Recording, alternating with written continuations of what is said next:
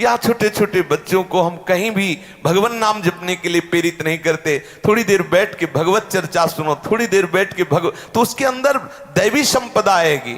हम गंदे दृश्य दिखाएंगे, आपस में सावधानी नहीं रखेंगे, गंदी बातें करेंगे तो संस्कार बन रहे हैं, वही आगे चल करके आसुरी भाव को प्राप्त हो जाता है। बच्चों को कैसी कैसी बातें सिखाई जाती, तभी उनका जीवन अमंगलमय हो जाता है, अपवित्र हो जाता है। और ऐसा है जैसा आप संस्कार डालोगे बच्चों के ऊपर वैसे ही प्रभाव पड़ता है। ऐसे बच्चे हैं, छोटे छोटे बच्चे हैं, चतुरासी जी 50-50 पद चतुरासी जी के याद, पूरी चतुरासी जी याद है। क्यों? उनको ऐसे संस्कार मिले, उनमें रुचि हो गई। अगर गंदे संस्कार दोगे तो गंदी भावनाएं प्रकट होंगी। ये बहुत ध्यान देने की बात है। सब माता पिता को चाहिए कि बच्चों में दैवी संपदा के संस्कार डाले, वो आगे चलकर धर्मात्मा पुरुष बने, देशभक्त बने, भगवत भक्त बने, माता पिता के भक्त बने। ऐसे उनमें पवित्र संस्कार डालिए। जब तक शास्त्र स्वाध्याय नहीं होगा, भगवान नाम जप नहीं होगा, जब तक प्रभु की आराधना नहीं होगी, तब तक उसमें दैवी संपदा आने वाली नहीं। आसुरी संपदा आएगी तो आपको ही बुढ़ापे में पीटेंगे। सच्ची बात समझ लीजिए, जीवन भर मोह किया है तो बैठ के रोगे कि एक बार तो लड़का बहू हमारी तरफ देख लेते, लेकिन लड़का बहू कार में बैठे हो, जा रहे हैं होटल में खाने, हो तुम वहां मच्छर तुम्हें खाएंगे बैठे बैठे। सावधान रहो, अभी से संस्कार उनको डालो भक्ति के, भगवत अनुराग के। लोगों को लगता है अगर भजन के लिए कहेंगे तो कहीं बाबा जी न, अरे बाबा जी बनना खेल तमाशा समझते हो क्या? बाबा जी कोई बहुत माता पिता जब तपस्या करते हैं, कई जन्मों से करते हैं, तब उनके गर्भ से भगवत अनुरागी पैदा होते हैं।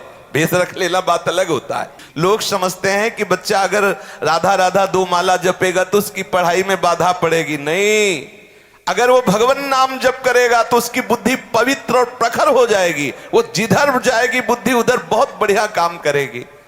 चाहिए घर परिवार में बच्चों को बैठाल कर भागवती का आचरण कराए जाएं, थोड़ा 1-2 माला ही सही। ऐसे माता पिता को शिक्षा देनी चाहिए। देखो हम तुम्हारे लिए नाश्ता तैयार करें, तुम ठाकुर जी के सामने बैठो, 1 माला बोलो राधा राधा, फिर हम तुम्हें जो कहोगे वो नाश्ता प्यार दुलार से 1 माला का संस्कार डालो। उनकी बुद्धि बहुत तीव्र और पवित्र होगी। जो जिधर लगाओगे, भाई ऊर्जा शक्ति है, जिधर लगाओगे। आप सांसारिक पढ़ाई में लगाओगे तो बहुत अच्छे विद्यार्थी बनोगे, आप संयमी बनोगे, आप जितेंद्री होगे, आप धर्मात्मा होगे। हमारी यही समझ में नहीं आता कि कैसे माता पिता हैं जिनके बच्चे शासन में नहीं रहते। जी बहुत कष्ट होता है। बच्चे, एक माँ कह रही थी कि हमारे बच्चे मांस लाते हैं, मांस बनाते हैं, मांस खाते हैं। ये तुम्हारी कमी है। हमारे प्यार और हमारे शासन में इतनी सामर्थ्य होनी चाहिए कि हमारे बच्चों का मतलब होता है जैसे कुम्हार चाक में रख करके मिट्टी को रूप देता है ना, माता पिता वही हैं, कुम्हार हैं। बच्चे को जैसा चाहे, गर्भ में उपदेश मिला प्रहलाद जी को नारद जी का तो महान भक्त बन गए। एक उधर जन्मभूमि की तरफ एक सुल्ताना डाकू हुआ, बहुत नामी डाकू था।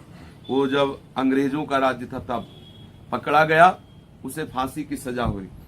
तो उससे कहा गया तुम्हारी अंतिम इच्छा क्या है? तो उसने कहा मैं माँ से मिलना चाहता हूँ। माँ को बुलाया गया, माँ आई, लाला तो दौड़ करके माँ की नाक भर ली और काट ली पूरी माँ दांत से। तो अंग्रेजों ने पूछा कि तुमने क्यों काट ली? बोले जिस समय हम स्कूल में जाते थे एक पेंशन चुराई थी, अगर उसी समय माँ थप्पड़ मार देती, कहती है बहुत गलत कार्य है, तो मैं आज फांसी पे न चढ़ता। मेरी माँ ने कहा बढ़िया, भले ले आए, लिखने के काम आएगी। मेरा उत्साह बढ़ा और मैं डाकू बना और आज मैं फांसी में चढ़ा, उसका कारण मेरी माँ है। नाक काट ली अपनी माँ की। तो अगर माता पिता सतधर्म परायण होकर साथ, मेरा बच्चा कहता प्याज खाएंगे, मेरा बच्चा कहता शराब पीते हैं, मांस खाएंगे, तो मेरा बच्चा जो कहे उसकी प्रसन्नता के लिए हम उसे छूट देते चले जाए। तू मेरे घर में तभी प्रवेश होगा जब ऐसे आचरण वाला होगा। अगर माता पिता शासन में बच्चे को न रखे और छूट दे दे तो वही तो चोर बनते हैं, वही गंदे आचरण वाले बनते हैं। ऐसा कैसे कि हम अपने धर्म को भ्रष्ट कर दे, माता पिता अपने धर्म को नष्ट कर दे बच्चे की प्रसन्नता के लिए। हमें तो ये बात समझे में नहीं आती।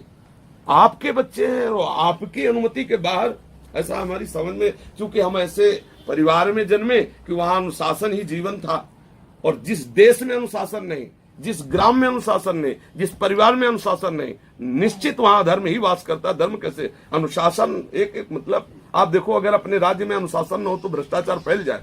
अनुशासन सबसे बड़ी सामर्थ्य है।